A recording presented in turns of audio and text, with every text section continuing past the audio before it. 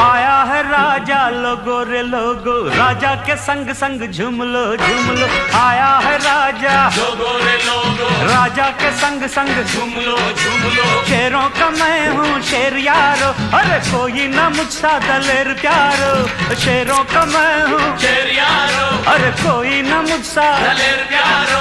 के सच सच कहता मैं डट के रहता मैं। आया है राजा लोगो रे लोगो, राजा के संग संग झूम लो झूम लो। आया है राजा लोगो रे लोगो, राजा के संग संग झूम लो।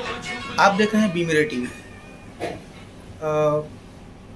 भदोही के कर्मठ और यशस्वी विधायक रविंद्र तिवारी जी अपने मुंबई प्रवास पर हैं।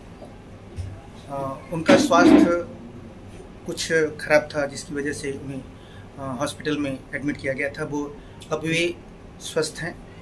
आइए इनके मुंबई आने का प्रयोजन और इनके स्वास्थ्य के बारे में जानते हैं रविंद्र तिवारी जी से। विधायक जी, सबसे पहले तो मुंबा देवी की नगरी मुंबई में आपका स्वागत है। आपका स्वास्थ्य खराब था, जिसकी वजह से आपको कोकिलाबेन हॉस्पिटल में एडमिट किया गया था। अपने स्वास्थ्य के बारे में बताएं। देखिए, अब सबसे पहले तो मैं आपको BMTV को बहुत बहुत धन्यवाद देना चाहता हूँ कि आपने यहाँ हमारे आवास पे आने का कष्ट किया। हमारी तबीयत खराब हुई थी पिछले लगभग 2 सप्ताह से, और उसी के सिलसिले में मैं यहाँ पे कोकिलाबेन हॉस्पिटल में एडमिट था। आप लोगों के आशीर्वाद से, भगवान के आशीर्वाद से आप पूर्ण रूप से स्वस्थ होकर के फिर मैं अपने आवास पे आया। बॉम्बे आने का कोई प्रयोजन नहीं, एकाएक हमारा यहाँ पे बीमारी के नाते आना पड़ा मुझे। और फिर बॉम्बे तो हम लोगों की कर्मस्थली है।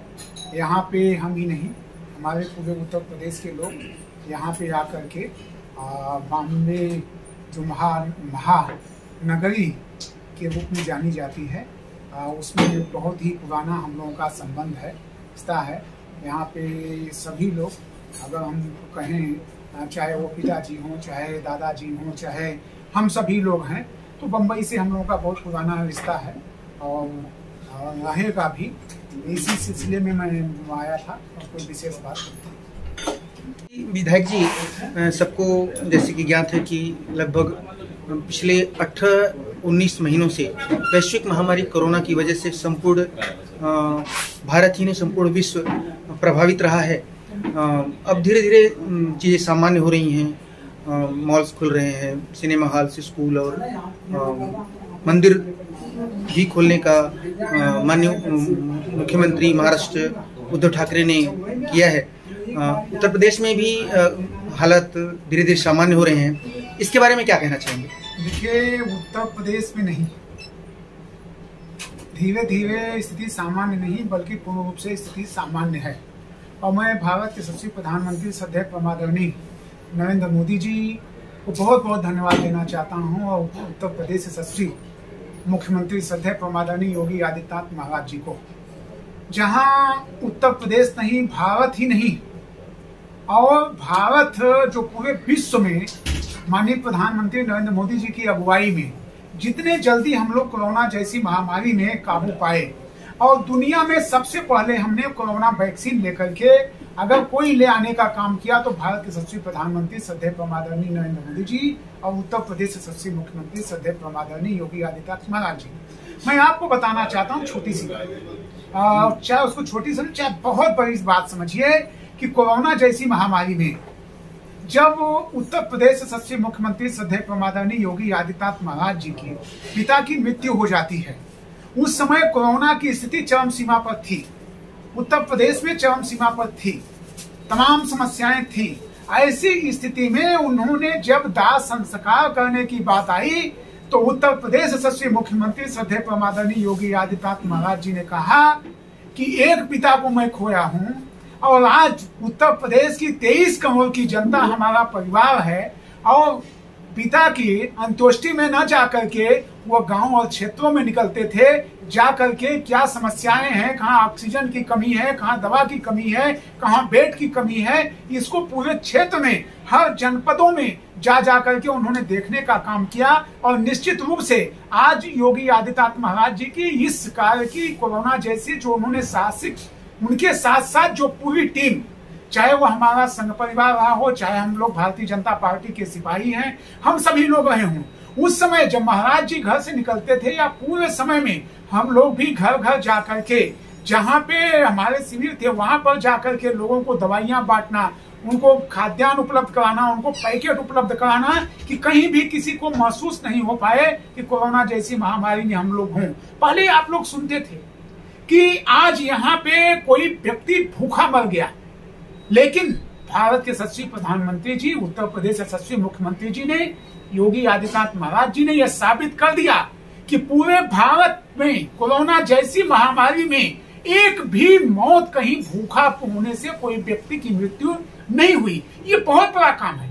पहले तो तमाम आप लोग न्यूज चलाते थे, चैनलों पे चलाते थे कि यहाँ आज भूखा व्यक्ति मर गया, लेकिन कोरोना जैसी महामारी में एक भी व्यक्ति प्राण गंवाने का काम भूख से नहीं उसकी हुई। और हम लोगों ने अभी प्रधानमंत्री जी के से मुफ्त रूप से खाद्यान्न वितरित करने का काम कर रहे हैं।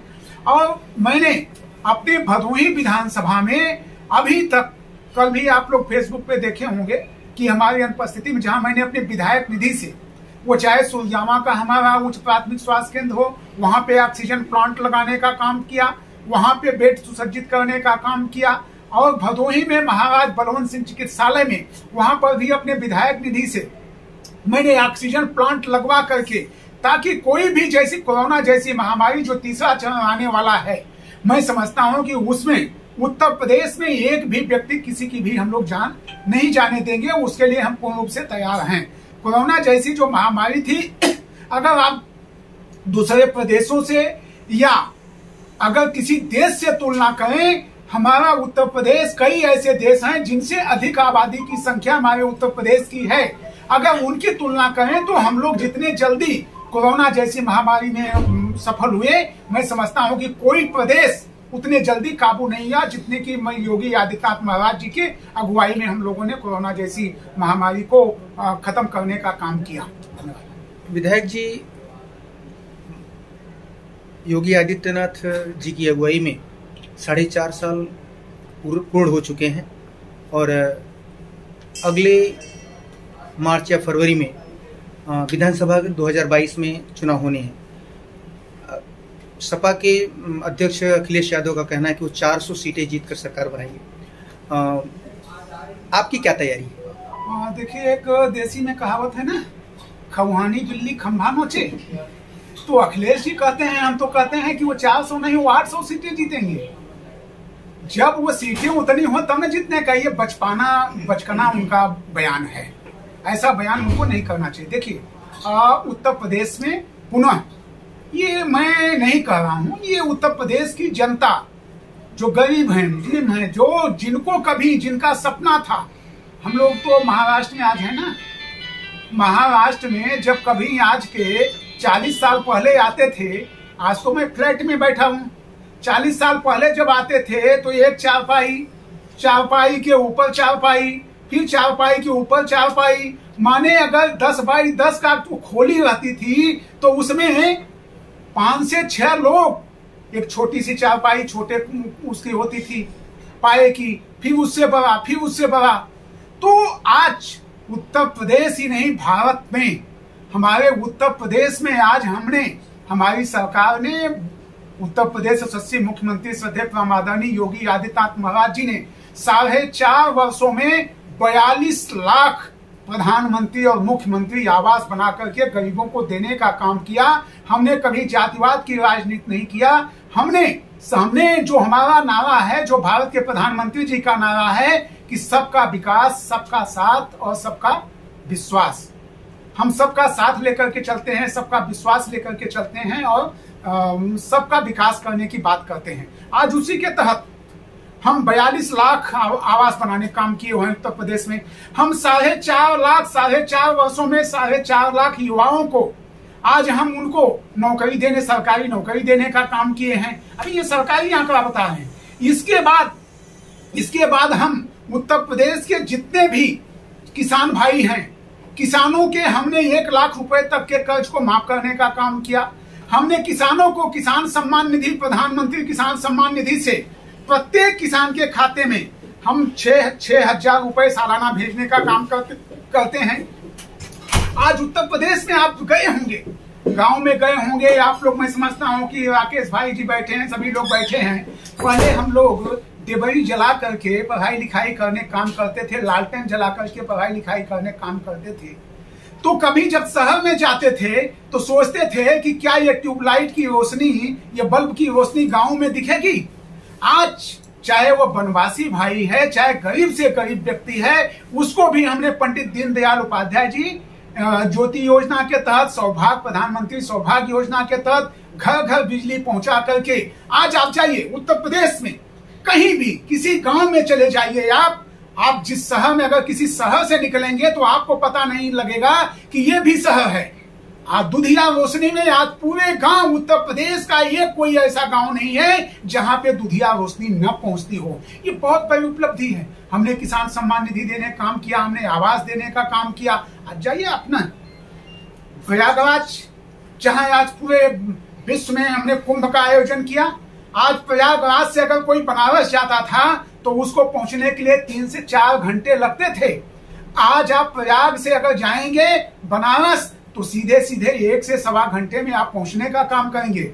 हम लोग अपने घर से निकलते थे तो पहले 2 से 2.5 घंटे लगता था, आज हम 45 मिनट में बनारस पहुंचने काम करते हैं। आज अच्छे एक्सप्रेस वे, चाहे पूर्वांचल एक्सप्रेस वे हो, चाहे हमारा बुंदेलखंड का एक्सप्रेस वे, चाहे जहां आप ले लीजिए, सड़कों में जो हमने एक अमूल परिवर्तन किया है। जहां पे जो दूरियां हम लोग लखनऊ जाते थे अपने घर से तो 6 से 7 घंटे लगते थे, आज 3 से 3.5 घंटे लगते हैं। आज रोडों को लेकर के उत्तर प्रदेश में बहुत विकास हुआ है। रोड का हो गया, खाद्यान्न मुफ्त हम देने का काम कर रहे हैं, बिजली देने का काम कर रहे हैं। अभी हमने, हमारी सरकार ने घर घर नल योजना लेकर के हम प्रत्येक घर को, एक भी उत्तर प्रदेश का, ये हमारा पूरा पश्चिमांचल में यह कार्यक्रम हो गया है, पूर्वांचल में काम शुरू हो गया है। हम एक भी कोई ऐसा घर नहीं बचेगा जिस घर में हम टोटी से पानी पहुंचाने का काम नहीं करेंगे। ये हमारा बहुत लंबा प्रोजेक्ट है, बहुत लंबा प्रोजेक्ट है। हर गांव में हम आरो शुद्ध पेयजल देने के लिए तत्पर हैं। इस तरह की तमाम योजनाएं, इतनी योजनाएं हैं कि अगर हम उसको बताने का काम करें, हमने सोचिए जो गरीब बेचारे अपनी जमीन लिख देते थे, जिन माताओं बहनों को बिक जाते थे, आज उनको हमने 5 लाख रुपए का आयुष्मान भारत कार्ड देने का काम किया, प्रधानमंत्री आयुष्मान कार्ड देने का काम किया है। कोई भी गरीब व्यक्ति कहीं भी भारतवर्ष में जाकर के वो अपना इलाज करा सकता है। 5 लाख रुपया हम प्रत्येक वर्ष देने का काम करते हैं। हम इसी तरह से तमाम ऐसी योजनाएं हैं। आप सोचिए, गरीब बेटियों के, किसी के घर में जब बेटी पैदा होती है तो माता पिता की सबसे बड़ी चिंता क्या होती है? पढ़ाई लिखाई से लेकर के उसकी शादी, कि हम कैसे उसके हाथ पीले करने का काम करेंगे, कैसे उसके बाहों में कंगन पहनाने का काम करेंगे, कब उसके मांग में सिंदूर पड़ेगा। इस समस्या को किसने दूर करने का काम किया? उत्तर प्रदेश की योगी आदित्यनाथ महाराज जी की सरकार ने कहा कि किसी भी कोई जात पात की बात हम लोग नहीं करते हैं। किसी वर्ग समाज में, चाहे वह समाज हो, चाहे BC हो, चाहे अनुसूचित हो, किसी भी समाज में व्यक्ति की अगर वो गरीब व्यक्ति है, उसकी बेटी की शादी के लिए हम 51,000 रुपए से लेकर के 1,01,000 रुपए देने तक का काम कर रहे हैं और बेटियों के हाथ पीले कराने का काम कर रहे हैं, उनका कन्यादान भी देने का काम कर रहे हैं। आज सोचिए, शिक्षा के क्षेत्र में अगर हम उत्तर प्रदेश को लें तो जहां निरक्षरता की बात आती थी, आज हमने शिक्षा के क्षेत्र में आमूल परिवर्तन करने का काम किया है। आज हमने बच्चों को स्कूल भेजने के लिए मुफ्त में उनको किताब, मुफ्त में उनको जूता, स्वेटर, बैग, किताब, ये सब दे करके अच्छी शिक्षा के लिए हम बच्चों को अग्रसित कर रहे हैं। और आज वही कारण है कि आज हमारी चाहे बेटियां हैं, चाहे हमारे बच्चे हैं, आज उत्तर प्रदेश का नाम पूरे भारत में रोशन करने का काम कर रहे हैं। बहुत बहुत धन्यवाद। विराट जी, अंत में एक छोटा सा सवाल,